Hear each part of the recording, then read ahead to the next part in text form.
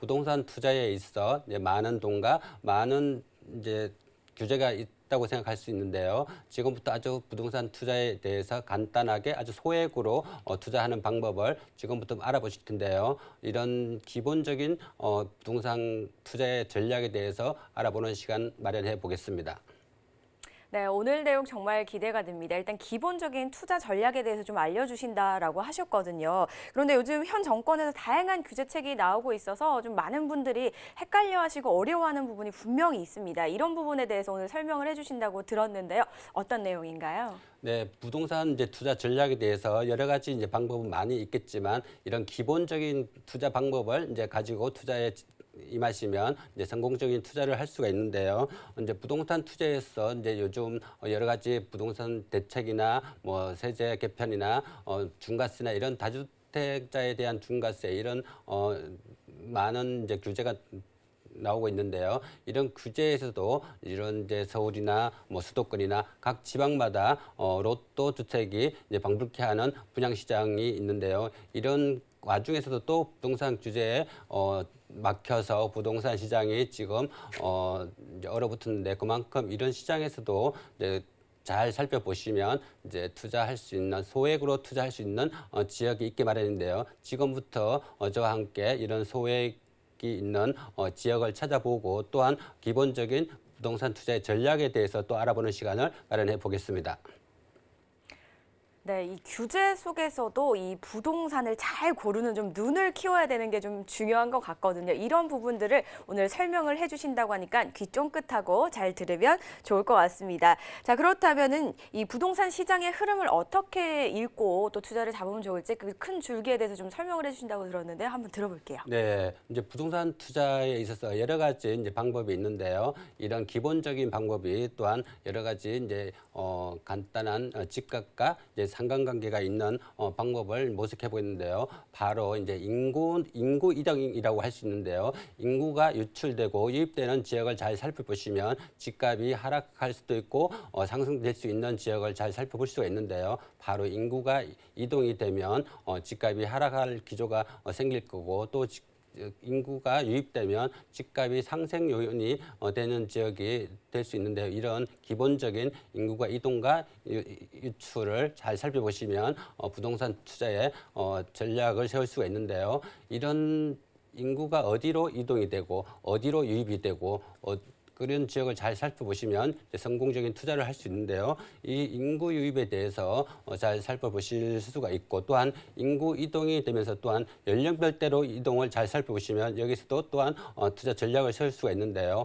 20대나 30대, 40대, 50대, 60대, 70대까지 인구 유동률을 잘 살펴보시면 이런 부동산 전략을 세울 수가 있는데요. 근데 지금까지는 50대, 60대, 70대가 이제 모이는 지역이 부동산 시장에서 최고의 강자로 떠오르고 있었는데요. 바로 이제 내년 2000년대부터는 새로운 트렌드로 한 20대나 30대가 유입이 되는 지역이 부동산의 최고의 강자로 떠오르는 전망을 볼 수가 있는데요. 이런 연령별대로 보시는 것도 바로 부동산 투자의 한 가지 전략이다라고 말씀드릴 수가 있겠습니다.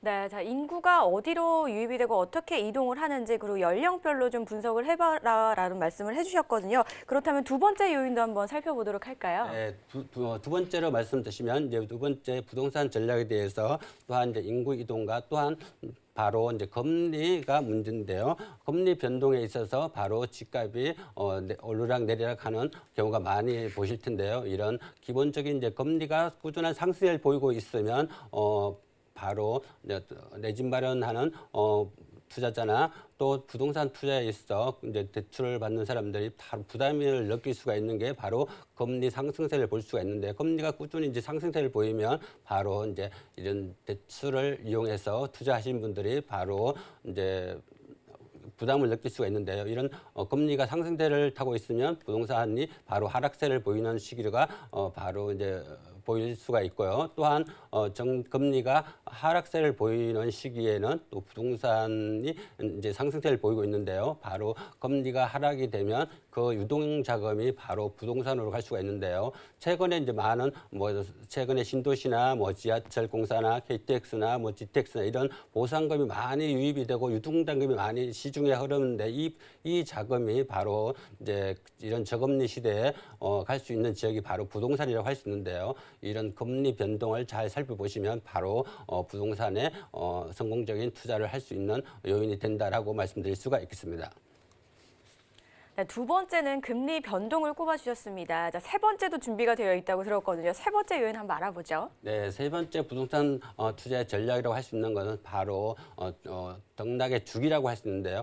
부동산 상승세나 하락세에서도 바로 주기가 있기 마련입니다. 바로 이런 쭉 지금까지 이런 주기가 있으면서 올라갔다 내려갔다 바로 주기를 보이고 있는데 이 주기를 잘 이용하시면 또 성공적인 부동산 투자를 할 수가 있는데요. 부동산이라는 것은 계속 올라갔나 계속 내려가기나 이런 상황은 되지 않고 바로 이제 4년에서 5년 길게 잡아 이제 6년, 4, 5년 주기로 이제 부동산 등락을 볼 수가 있는데요. 이런 부동산 등락의 주기를 잘 살펴보시면 또한 성공적인 투자할 수 있는데요. 이런 지금까지 계속 이제 1년, 2년, 3년, 4년 이런 하락세를 보실 수가 있고 또한 계속 이제 올라가는 주기를 볼 수 있는데요. 이런 하락세나 상승세나 이런 주기를 잘 타면 부동산 투자를 성공적인 투자할 수 있는데 이런 인내와 끈기를 가지고 이런 주기를 잘 보시면 바로 성공적인 투자를 할 수 있다라고 말씀드릴 수가 있겠습니다. 네, 세 번째는 바로 등락 주기였습니다. 계속해서 한 주기로 가지만 않는다라는 거 좀 참고를 해주시고요. 저희가 부동산 시장의 세 가지 흐름에 대해서 알려드렸는데요. 이번에는 재테크를 할 때 투자 전략은 어떻게 세워야 되는지도 좀 설명해 주시면 좋을 것 같아요. 네, 근데 부동산 투자에 있어서 전략과 이런 많은 방법이 있는데요. 바로 가치 상승이 있어야 되는데요. 부동산 투자에서는 바로 가치 상승이 없으면 투자할 필요가 없다고 생각합니다. 바로 이런 가치 상승을 잘 살펴보시면 투자의 성공적인 요인이 될 수 있는데요. 이제 모든 지역이 다 상승세를 보이는 지역은 없다고 할 수 있는데요. 이런 상승세가 보일 수가 있고 또한 하락세를 보일 수 있는 지역적으로 잘 보실 수가 있고요. 또한 부동산의 양극화가 계속해서 심화되고 있는 지역이 많이 있는데요. 그런 이런 인구 이동이 되느냐, 유입이 되느냐 이런 데에 따라서 부동산이 상승세를 보이는 지역이 있고 하락세를 보이는 지역이 있는 이런 양극화를 잘 보이고 있는 지역이 있는데 이런 요즘은 이제 계속 이제 부동산이 하락세를 보이는 시기와 상승세를 보이는 시기를 또 있지만 이런 하락세를 보이는 시기에도 바로 또한 상승세를 보이는 지역이 있는데 이런 양극화 현상이 일어나고 있는 지역을 잘 살펴보시면 바로 이제 가치 상승을 볼 수 있는데요. 이런 오르는 지역을 잘 살펴보시는 것도 한 가지 가치 상승을 기대해 볼 수 있는 지역이다라고 말씀드릴 수가 있겠습니다.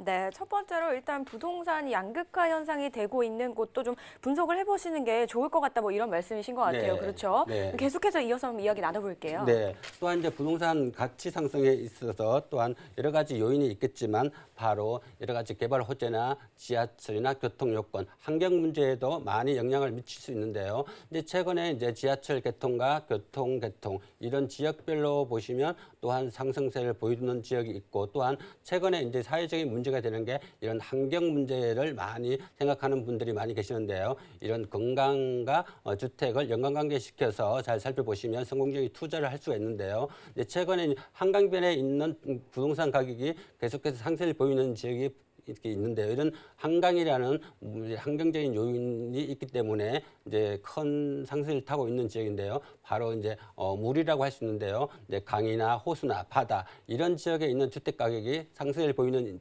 양상을 보이고 있는데요. 이런 강이나 바다나 호수가 있는 지역이 좋겠지만 이런 지역 외에도 또 천이 있는데요. 이런 개천 주변에도 부동산 시장에서 상승을 보이는 요인이라고 할 수 있는데요. 이런 개천까지도 잘 보시면 이런 성공적인 투자를 할 수가 있고요. 또한 바로 이제 녹지나 이런 이제 환경 요인이 많이 있는데요. 이런 친환경적인 주택을 대규모 녹지 주변이나 또한 이런 녹지 부분에서도 잘 살펴보시면 바로 성공적인 투자를 할 수 있는 요인이 된다라고 말씀드릴 수가 있겠습니다. 네, 투자 지역의 성장 가치를 좀 살펴봐라라는 것도 꼽아주셨고요. 계속해서 다음 이유도 한번 들어보도록 할게요. 네, 이제 다음은 이제 부동산 가치 상승을 기대해 볼 수 있는 지역이 바로 매수의 가치라고 할 수 있는데요. 이제 매수에서 투자 가치가 있는지 없는지 잘 살펴보셔야 되는데요. 이런 최근에 이제 고령화나 저출산이나 이런 1, 2인 가구이 폭발적으로 늘어나면서 이런 소형 면적의 주택이 강세를 보이고 있는 지역이라고 할 수 있는데요. 이런 소형 평수가 강세를 보이는 지역은 바로 도심이라고 할 수 있겠습니다. 이런 1, 2인 가구나 이제 젊은 직장인 이런 부분에 대해서는 바로 외곽보다는 도심으로 몰리는 경향이 많이 있는데요. 이런 도심에 있는 소형 면적의 주택이 강세를 보이고 있다고 말씀드릴 수가 있는데요. 이런 어묵타운이나 지하철 역세권이나 이런 도심과 편리하게 움직일 수 있는 지역의 소형 면적이 부동산 시장에서 아주 강세를 보이고 있기 때문에 이런 고령화나 저출산이나 1, 2인 가구가 많이 몰리는 바로 도심에 투자를 하는 것도 한 가지 방법이다라고 말씀드릴 수가 있겠습니다. 본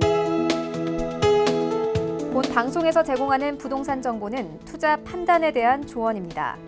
방송에서 제공하는 부동산 물건의 가치, 가격 상승 및 가격 하락에 대해서는 방송사에서 보장하지 않습니다.